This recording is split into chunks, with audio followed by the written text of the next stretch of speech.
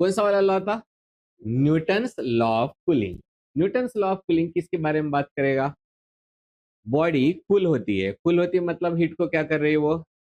Release कर रही है, इमिट कर रही है, मतलब हीट का लॉस हो रहा है। इसलिए पहला स्टेटमेंट क्या होगा?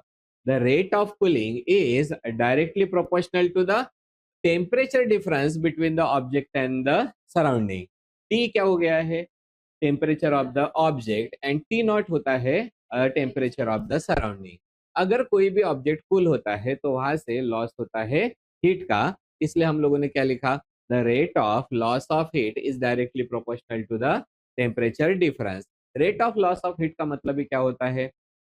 Change in heat with respect to the temperature.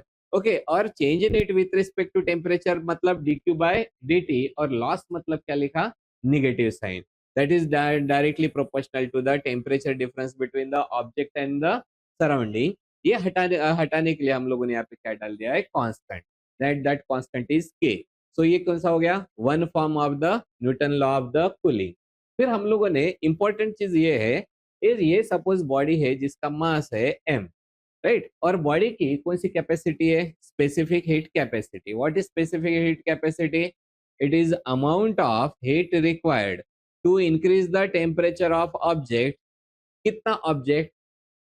1 unit mass of object by 1 degree Celsius, उसको क्या बोलेंगे? Specific heat capacity. अब यहाँ पे मास दिया वाला है, हम लोगों ने कितना मास बोला वाला है? यूनिट मास, मतलब अगर केजी में लेते हैं तो 1 kg। इसलिए क्या लिखा? D Q is directly proportional to the D T. मतलब अगर हीट देते हैं तो किस में चेंज होता है? टेम्परेचर में। तो D Q is equal to कितना हो जाएगा? S into the D T, where S is the specific heat capacity. इसलिए ये बनता है for the 1 kg of the mass, और इसी को क्या बोलेंगे हम लोग? Unit mass, right? लेकिन फॉर द मास m ये क्या बन जाएगा? D Q is equal to M S into the D T. So this is our equation number 2। फिर हम लोगों ने क्या किया? ये जो इक्वेशन नंबर 2 है उसको हम लोगों ने पुट किया वाला है इक्वेशन नंबर 1 में। तो जिसकी वजह से फिर क्या हो जाएगा?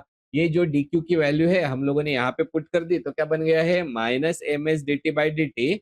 और फिर इनको शिफ्ट करेंगे तो सेकंड फॉर्म मिल जाएगा, और सेकंड फॉर्म कौन सा है? डी टी बाय, मतलब इसका मीनिंग क्या होता है? Rate of change of temperature is equal to minus K upon the M S, and this is T minus T not.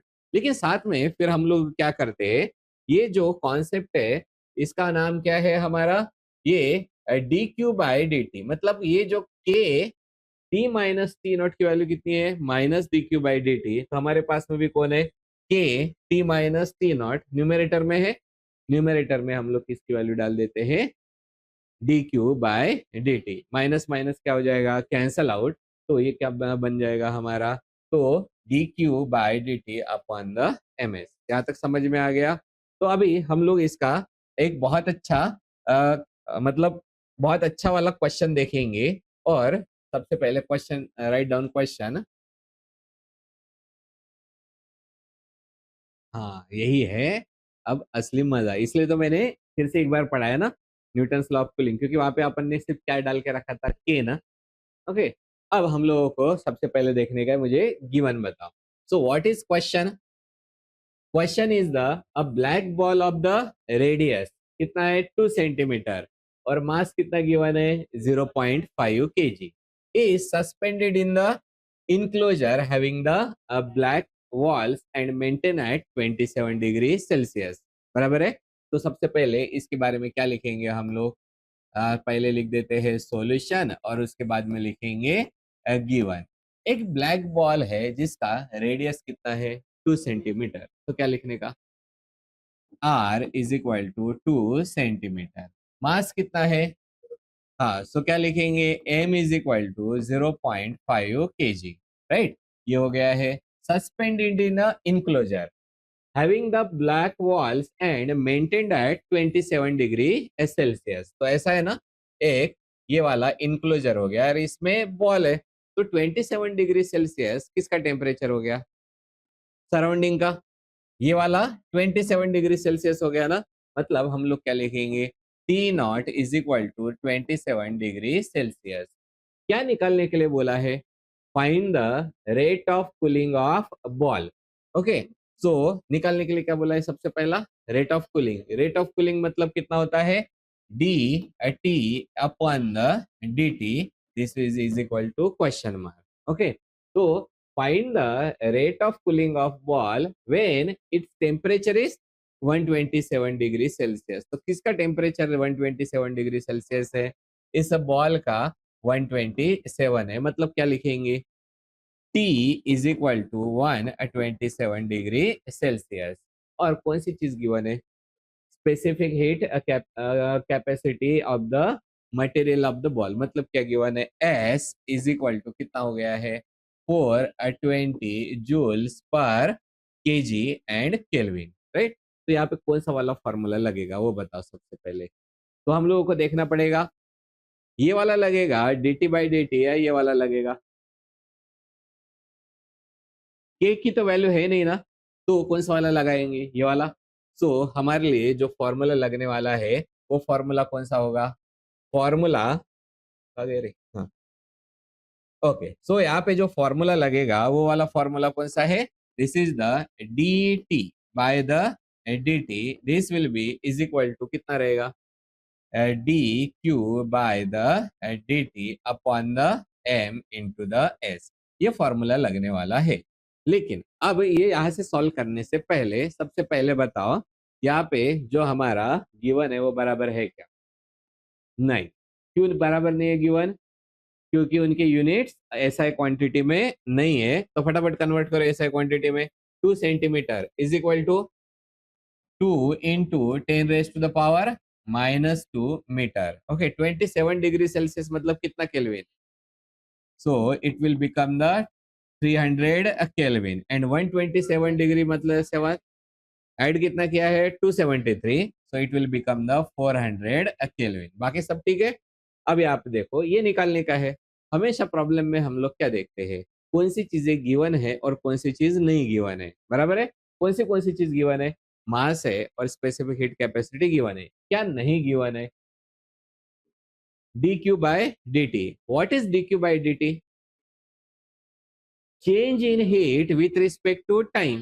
Heat का क्या हो रहा है? लॉस। सो उसको क्या लिखेंगे? Net loss of heat with respect to time, right? तो हम लोगों ने ये पहले भी निकाल के रखे वाला है, net loss of heat with respect to a time, right? तो नेट लॉस ऑफ हीट का हमारा फॉर्मूला क्या होगा? हम लोगों ने पढ़ के रखे वाला है ना, जो स्टीफन का जो लॉ है उसमें हम लोगों ने देखे वाला है ये वाला। Okay, net loss of the energy, और नेट लॉस ऑफ एनर्जी कितनी होती है? ब्लैक बॉडी है ना? ओके, तो कितना रहेगा? Sigma T raise to the power 4 minus T not raise to the power 4। Okay, तो उसको क्या लिखने का है आप लोगों को? लेकिन ये कौन है? Net loss of energy per unit area per unit time.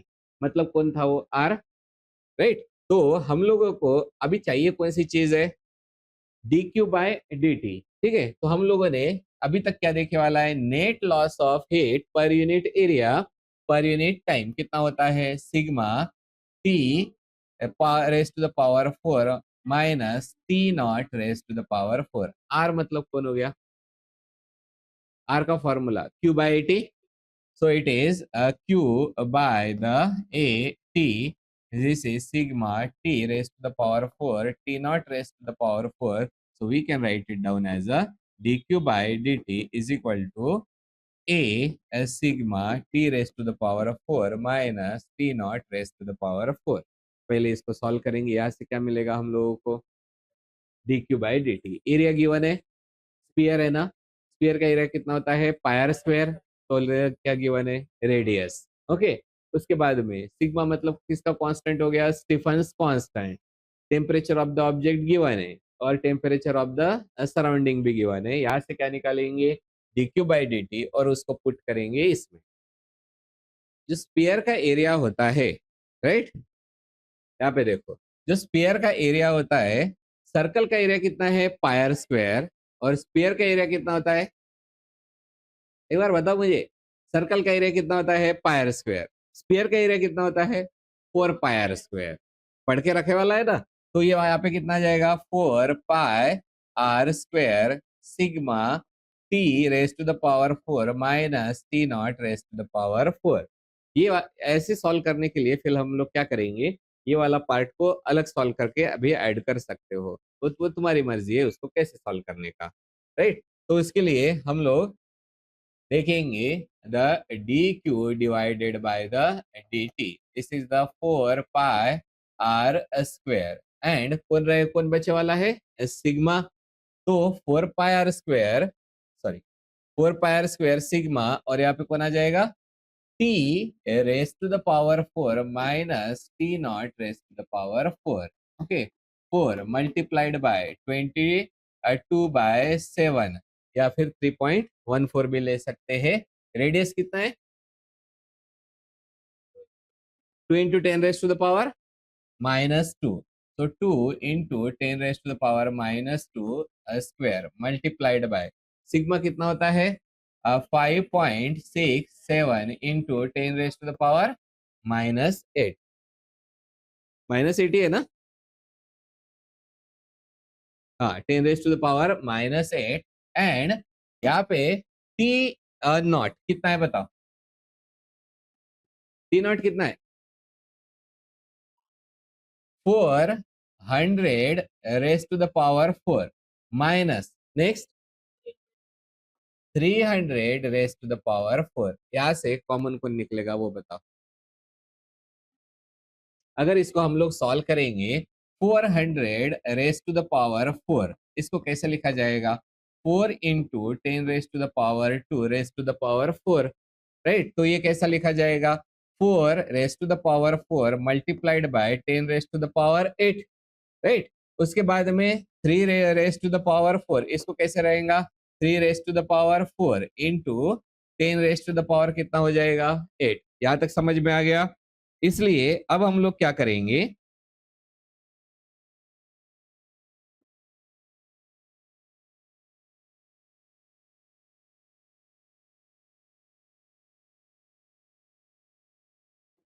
Okay so हम लोग इसके वैल्यूज जो है यहाँ पे पुट करते हैं 4 into 22 multiplied by 4 into 10⁻⁻⁻4 multiplied by 5.67 into 10⁻⁻8, this is divided by कितना हो जाएगा 7 राइट।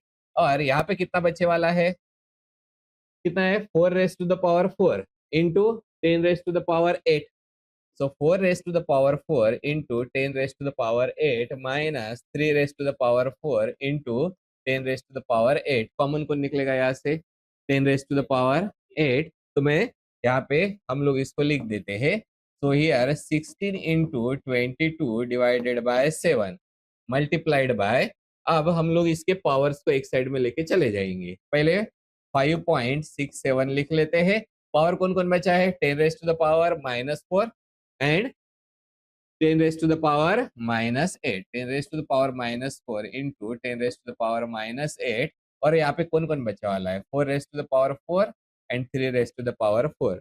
4⁻4 इसका जो आंसर होता है वो आंसर कितना आता है, आया नहीं क्या, आया ना। हाँ सो कितना आ गया, दिस इज 4.988। ये किसकी वैल्यू हो गई है, this is the D Q divided by the D T.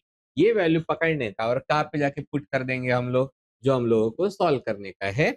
और यहाँ पे जो वैल्यू पुट की जाएगी वो कौन सी वाली रहेगी, this is 4.988 divided by mass कितना हो गया है 0.5 multiplied by specific heat capacity कितनी है, this is the 420 right.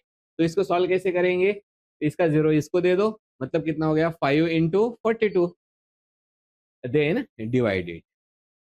Okay तो वो आंसर कितना आएगा 0.02375 और यूनिट क्या रहेगा केल्विन पर सेकेंड।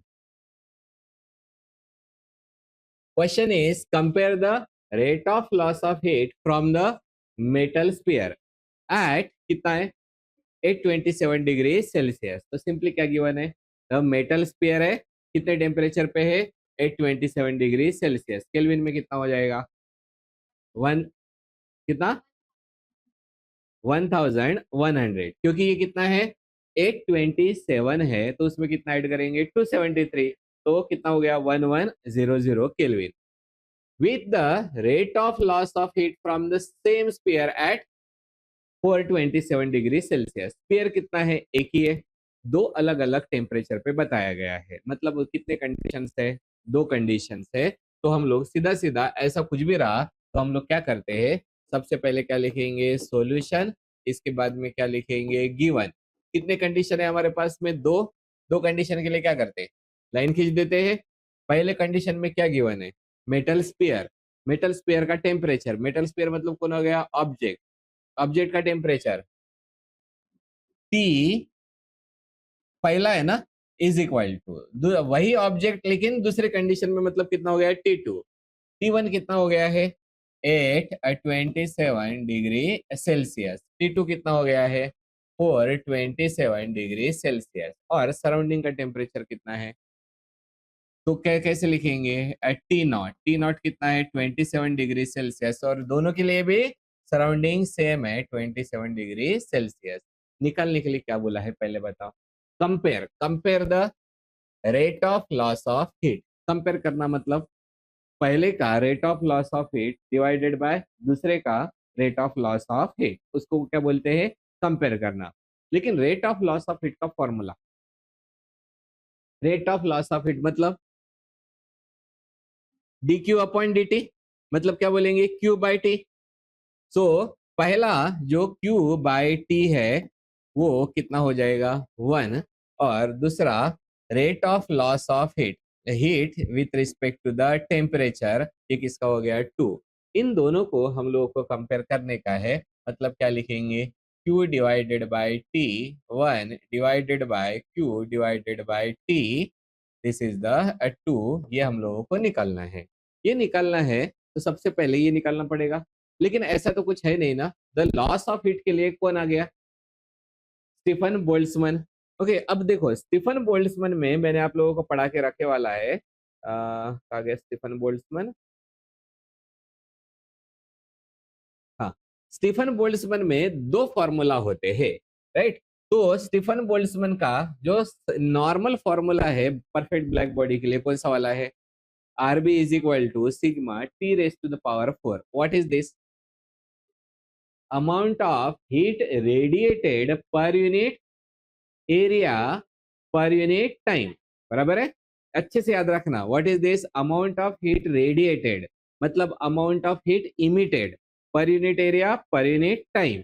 और यहाँ पे क्या देखा है हम लोगों ने, नेट लॉस ऑफ एनर्जी, मतलब ये कौन हो गया, अमाउंट ऑफ हीट लॉस पर unit area per unit time. Okay, तो इन दोनों में से कौन सा वाला लेंगे, इमिटेड बोला गया है या लॉस बोला गया है, लॉस बोला गया है ना, तो इमिटेड का फॉर्मूला लगाएंगे या लॉस का फॉर्मूला लगाएंगे, लॉस का फॉर्मूला लगाएंगे, राइट। तो हम लोग ये सॉरी, आगे है ना,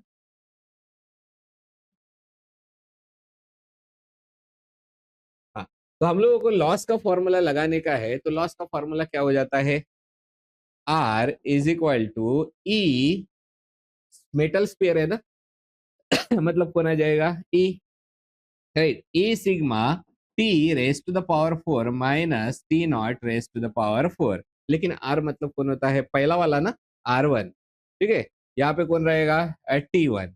लेकिन सिग्मा, ई और सिग्मा कैसा रहेगा, सेम, क्योंकि एक ही स्पेयर है तो उसका कोएफिशिएंट ऑफ इमिशन कैसा रहेगा, दोनों में भी सेम। और आर मतलब कौन होता है बताओ, क्यू बाई आई टी।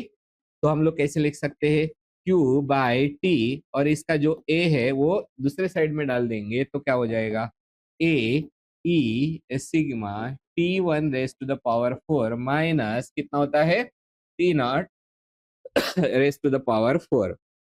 यही सेम किसके लिए कंडीशन लगेगी, सेकंड के लिए, और सेकंड के लिए क्या हो जाएगा, Q by T 2, it is equal to A E sigma, this is the T2 raise to the power 4 minus T not raise to the power 4। अब इनको आप ऐड करो, कौन कौन कट हो जाएगा, A E sigma cancel out, तो यहाँ पे कौन कौन आएगा, देयर विल बी द ये चीज आएंगी। और यहाँ पे कौन कौन रहेगा, this is the T1 raise to the power 4 minus T0 raise to the power 4, here the T2 raise to the power 4 minus T0 raise to the power 4। तो पहले टेम्परेचर तुम लोगों को बराबर ऐड करने पड़ेंगे। ये कितना हो जाएगा, 1100 केल्विन। ये कितना हो जाता है, 100 केल्विन। और ये कितने हो गए हैं, 300 केल्विन। करके बताओ। जैसे मैंने अभी पिछले क्वेश्चन में पढ़ाया था, पहले कॉमन निकालना पड़ेगा। समझ? तो ये वाला क्या रहेगा तुम्हारा होमवर्क, या